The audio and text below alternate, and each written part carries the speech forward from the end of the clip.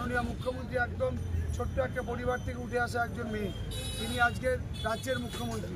মানুষের জন্ম থেকে মৃত্যু পর্যন্ত এবং কার কী প্রয়োজন প্রত্যেকটা ক্ষেত্রে তিনি খেয়াল রেখেছিলেন বলেই আজকে লক্ষ্মীর ভাণ্ডারের মতো প্রকল্প, আজকে সময় স্বাস্থ্যসাথীর মধ্যে প্রকল্প, মানুষকে বহুমুখী প্রকল্পের মধ্যে পৃথিবীর বুকে রেকর্ড করে যে কন্যাশ্রীর মধ্যে প্রকল্প, রূপশ্রীর মধ্যে প্রকল্প, এই প্রকল্প ছিল বলে এবং আমাদের বলবো মায়েরা, আমাদের দিদিরা, বৌদিরা যে লক্ষ্মীর ভাণ্ডার সমস্ত লক্ষ্মীরা মমতা বন্দ্যোপাধ্যায়কে আশীর্বাদ করেছে বলেই আজকে সমস্ত প্রকল্প তৃণমূলের পক্ষেই রাখতে এসেছে।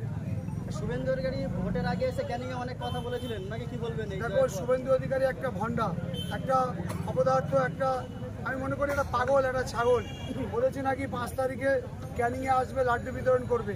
ক্যানিং পশ্চিমের মানুষ অপেক্ষা করছে, আসুক লাড্ডু বিতরণ করতে। সেই লাড্ডু আমরাও খাবো, ক্যানিংয়ের মানুষ প্রস্তুত আছে। জয় বাংলা। জয় বাংলা। কবে আসবেন? প্রতিমা মণ্ডল এখনো আছেন, উনি আছেন, উনি কাল পরশু উনি আবার আসবেন। প্রত্যেকটা বিধানসভা ওনার যেতে হবে।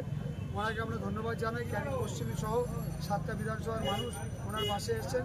আমরা সবাইকে খুশি এবং আমরা আনন্দিত। তৃণমূলের বিপুল জয়, রেকর্ড সংখ্যক ভোট পেয়েছে প্রতিমা মণ্ডল, কি বলবেন? কেমন মনে হচ্ছে আপনাদের? দেখুন, আমাদের কাছে এটা প্রত্যাশিতই ছিল, সারা পশ্চিমবঙ্গে এই রেজাল্ট হবে এটা আমাদের কাছে প্রত্যাশিত ছিল। আমাদের সাংসদ অভিষেক বন্দ্যোপাধ্যায়, দলের সাধারণ সম্পাদক, উনি নির্বাচনের আগেই বলেছিলেন কী রেজাল্ট হতে চলেছে এবং সংবাদ মাধ্যমকে বলেছিল আমার কথাটা আপনারা আজকের দিনে মিলিয়ে দেবেন। উনি যেটা বলেছেন সেই রেজাল্টটাই হয়েছে।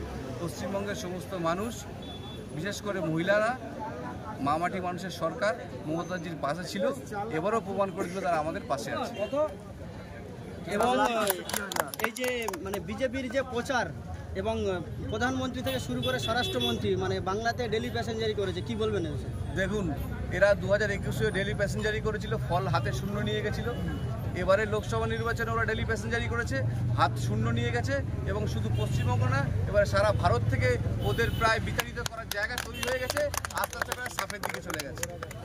এবং আপনাদের প্রিয় বিধায়ক পরেশ রামদাসের যে দেখুন, আমরা ক্যানিং পশ্চিম বিধানসভা আমাদের প্রিয় বিধায়ক মাননীয় পরেশ রামদাসের নেতৃত্বে আমাদের প্রত্যেকটা অঞ্চল, তার মধ্যে মাতলা 1 নম্বর অঞ্চল, তার নেতৃত্বে তাকে সামনে রেখে আমরা লড়াই করেছি এবং আমাদের যে কাঙ্ক্ষিত যে জয় ছিল সেটা আমরা ছিনিয়ে আনতে পেরেছি।